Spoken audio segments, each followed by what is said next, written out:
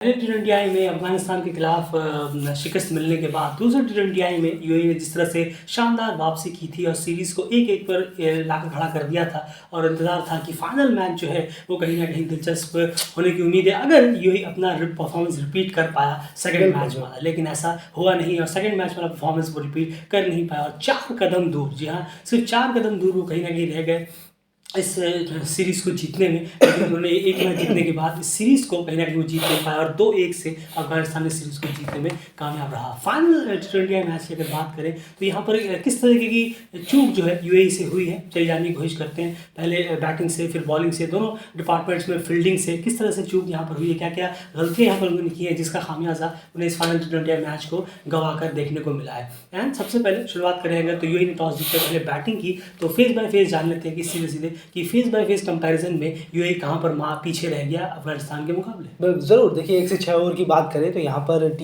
UAE ने 38 run बनाए 1 से 6 ओवर के बीच और 4 विकेट गंवाए।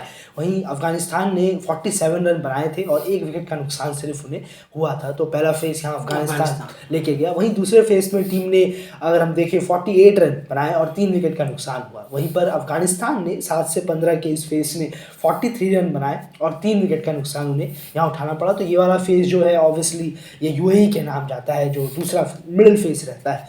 और तीसरे फेस की बात करें तो यहाँ पर यूएई ने 16 से 20 जो डेथ फेस है वहाँ पर यूएई ने 40 रन जोड़े थे और 2 विकेट गंवाए थे। वहीं अफगानिस्तान को पूरे ओवर खेलने नहीं पड़े और इस डेथ फेस में उन्होंने 18.3 ओवर तक 38 रन जोड़े और 2 विकेट सिर्फ गंवाए। तो यहाँ ऑब्वियसली अफगानिस्तान इस फेस को ले गया क्योंकि यहाँ पर इसी के साथ वो मैच भी इस फेस में ले गया। बिल्कुल, यहाँ पर आप सोच रहे होंगे कि 2 फेस तो यूएई जीता, फिर आखिर हुआ क्या मैच में। लेकिन आप एक चीज़ और करिए, पहले फेस में यूएई और अफगानिस्तान के बीच में 11 रन का डिफरेंस है। उसके बाद सेकंड फेस में यूएई 5 रन खींचने में कामयाब रहा, उसके बाद लास्ट फेस में 2 रन खींचने में कामयाब रहा। यानी यूएई दोनों फेसेस में सिर्फ 7 रन आगे था अफगानिस्तान से और अफगानिस्तान फेस 1 में उनसे 11 रन आगे था और वो चेस कर रहे थे, तो ऑब्वियस सी बात है वो जीत गए। बस इसी तरह से ये 2 फेस यूएई जीतने के बावजूद भी मार्जिनली अफगानिस्तान इस गेम को जीतने में कामयाब हुआ क्योंकि ये लो स्कोरिंग गेम था तो रन भी काफ़ी शॉर्ट थे यहाँ पर। उसके बाद बात करें बैटिंग कॉन्ट्रीब्यूशन की, ये दिक्कत, ये कहना बिल्कुल भी गलत नहीं होगा और ये बहुत ऑब्वियस सी चीज़ है कि मोहम्मद वसीम जो है वो कहीं ना कहीं पूरी तरह से डिपेंडेबल यूएई की बैट्समैन पर रहते हैं। यही चीज़ हम उस दिन कह रहे थे फर्स्ट टी20 में मेरे ख्याल से, जी हाँ, जो एनालिसिस मैंने आपके सामने रखा भी था कि वृत्ति अरविंद की जो इनिंग है वो बस आई है, खुद की सेल्फिश इनिंग रही है, किस तरह की रही है, उसके अलावा जो बैट्समैन है वो परफॉर्म करते हुए नजर ही नहीं आते और वही हाल आज भी हमें देखने को मिला। ऐसा कुछ अलग नहीं हुआ है, वही रूटीन हुआ है। मोहम्मद वसीम चले तो ठीक, जब तक वो है तो कुछ रन बन रहे हैं, वो आउट, तो उसके बाद पूरी की पूरी टीम जो है, हाँ, सेकंड मैच में आर्यन लाकड़ा ने काफ़ी अच्छी इनिंग खेली थी, वो उस पर आप क्रेडिट उनसे नहीं ले सकते। लेकिन इस मैच में फिर हमें वही कहानी देखने को मिली जो यूएई के साथ अक्सर दिक्कत रहती है। नहीं, ज़रूर, बिल्कुल, अगर आप देखेंगे स्कोर कार्ड पर नज़र डालेंगे तो ऑब्वियसली मोहम्मद वसीम के बाद सीधा यहाँ पर अली नासिर जो है 21 रन और उसके बाद देखिए अयान खान 10 रन, आकिफ रजा 10 रन, मोहम्मद जवादुल्ला 13 रन। लेकिन जो मेनली है वो है, आप देखिए आर्यन लाकड़ा वो बाहर की तरफ ड्राइव मारने जा रहे थे बिना कोई अपने स्टेप मूवमेंट हुए, बॉडी का बिना मूवमेंट हुए, सिर्फ खड़े खड़े ड्राइव खेलना चाहते थे कवर एरिया से, एज लगा और बोल्ड हो गए। वृत्ति अरविंद को समझ में नहीं आई कि वो बॉल इतनी पड़ी कैसे और तेज़ होकर अंदर आई। बहुत बेहतरीन बॉल डाली थी वो नवीन उल हक ने, बहुत ज़बरदस्त बॉल थी। और उसके बाद तनीष सूरी सीधा थर्ड मैन पे कैच दे बैठे, जज नहीं कर पाए, शायद वो थर्ड मैन के ऊपर से उन्हें लगा कि शायद बॉल में स्पीड है तो मैं शायद थर्ड मैन भी पार कर जाऊंगा। लेकिन थोड़ा देखना चाहिए प्लेयरों को पहले कि वो कहाँ लगे हुए हैं, थोड़ा सा अपनी आंखों को चारों तरफ घुमा, रीडिंग होनी चाहिए ठीक से कि प्लेयर कहाँ लगे हैं, तब आप ऐसे शॉट खेलें तो बेहतर होगा। वहीं पर उसके बाद बात करें ध्रुव परासर, वो भी बोल्ड हुए, उनके पास भी उमर ज़ई की बॉल का कोई जवाब नहीं था।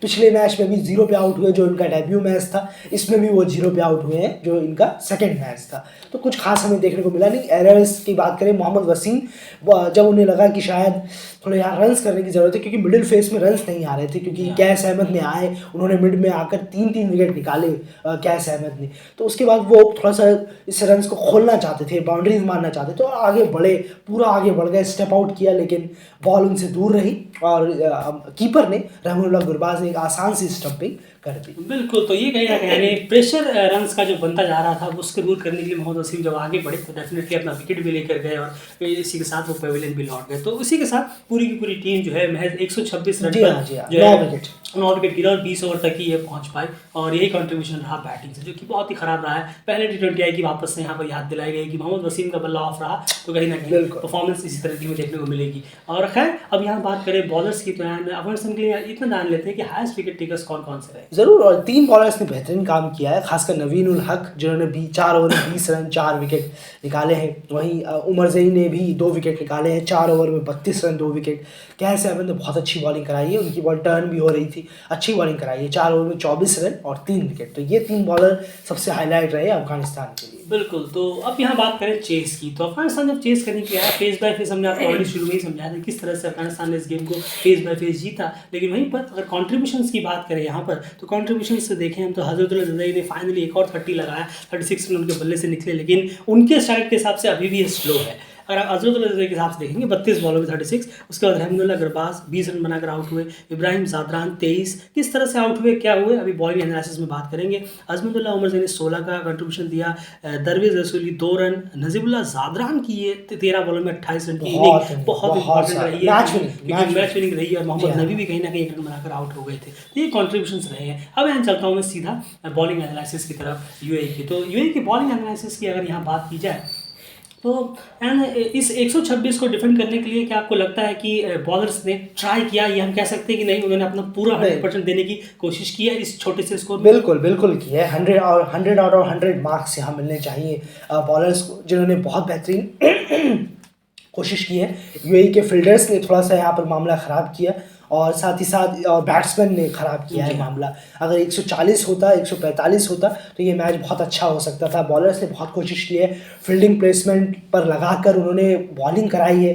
अयान हो, अली नासिर हो, बहुत अच्छी इनकी बॉलिंग रही है। जवादुल्ला की भी थोड़ा एक्सपेंसिव गए शुरू के 3 ओवर्स। जी हाँ, बिल्कुल सही कहा। तो लेकिन जो प्लानिंग थी वो बहुत अच्छी थी कि एक बार जो प्लानिंग में चेंज हो रही है, कुछ ओवर तक एक प्लान में अपने स्टिक थे बॉलर्स, ये देखकर अच्छा लगा। बॉडी के क्लोज बॉल डाली जो पिछले मैच में भी डाली गई थी, जिसका फ़ायदा बहुत ज़्यादा मिला था यूएई को। इस मैच में भी ऑब्वियसली मिला है। अफगानिस्तान के जो बल्लेबाज हैं वो गलती करते हुए आउट हुए और बॉलर जब गलती कराएगा तो ही उसे विकेट ज़्यादा मिलेंगे, यहाँ मिलने के चांस और हो जाएंगे। तो बॉलर्स ने यूएई के बहुत गलतियाँ कराने की कोशिश की अफगानिस्तान के बल्लेबाजों से, और जिसमें कि वो काफ़ी हद तक कामयाब रहे। लेकिन स्कोर बहुत कम था। अगर यही स्कोर 150 होता तो ऑब्वियसली आप मैच को खुला हुआ देखते। 140, 45 या 150 का स्कोर होता तो ये मैच खुल जाता, क्योंकि यहाँ पर पार्टनरशिप हुई है 25 रन की, 26 रन की, 24 रन की, तो वो बहुत ज़्यादा हो जाती हैं जब आप 126 या 27 रन के टारगेट को चेस कर